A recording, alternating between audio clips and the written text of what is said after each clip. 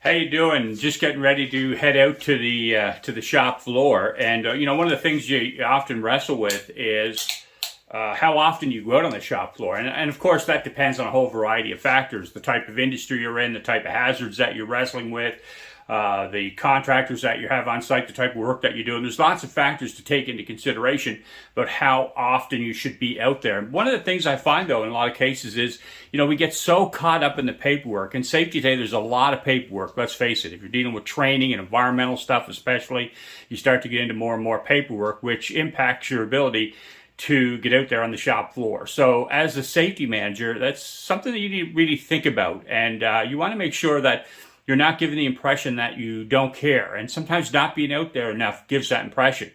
The other downside of it, I guess, is that if you're out there too much, it seems like you're the safety cop. You're not giving people the opportunity to do work on their own. You're out there too frequently. And of course, there's lots of factors to consider, right? How big is the plant that you're in? How many shifts are you actually running? Do you get out there on the night shift, let's say, as an example? So there's lots of things to consider. What does it look like when you're out there on the shop floor as well? What are you actually doing? What are you looking at? What kind of conversations are you having with people? So these are all important questions that you need to consider.